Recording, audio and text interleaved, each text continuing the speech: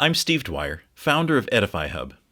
In this video, I'll show you how to let your accountability partners see your activity on your Android phone or tablet with Accountable to You, the software I and my family use to help keep us accountable with our internet activity. If you're watching this video, I assume you've already signed up with Accountable to You. If not, visit edifyhub.com/accountability to find the videos on setting up an account for yourself, your family, or your own church, small group, or business. To start monitoring your Android device, find Accountable to You in the Google Play Store, install it, then open it. If you still haven't created your account, you could do it from here, but don't forget to use the promo code EdifyHub, all one word, to upgrade to a 30-day free trial instead of the standard 10-day free trial. When you do, Edify Hub will also earn a commission to help us offset the cost of producing videos like this one. Once you have your account, tap this login button. Confirm that you still agree with the terms, and tap Continue. Enter the username and password you use to log on to Accountable to You, and choose a name for this device. This name is how you'll identify activity from this device on your reports. I'll call this one My Android Tablet, and tap Save.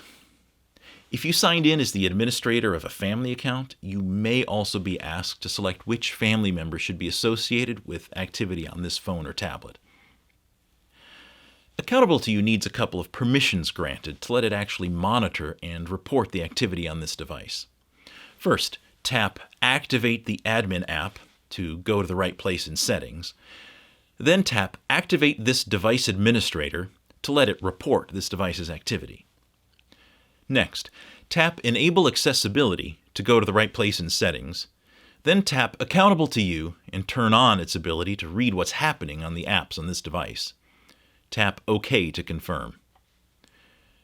If there are certain apps that manage confidential information but don't allow access to inappropriate content, you may choose to exclude those apps. You can start that process from the next screen after tapping I got it.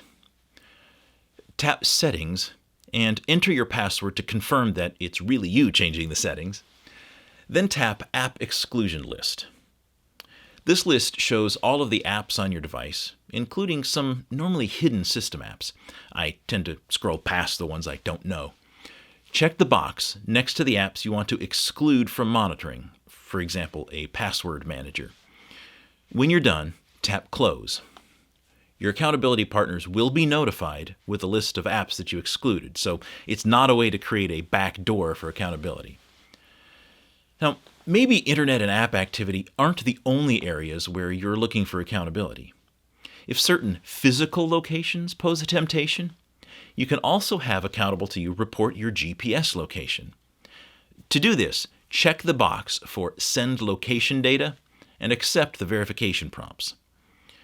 When you're done, close out from your settings and other panels, and your Android device is now reporting activity to Accountable to You.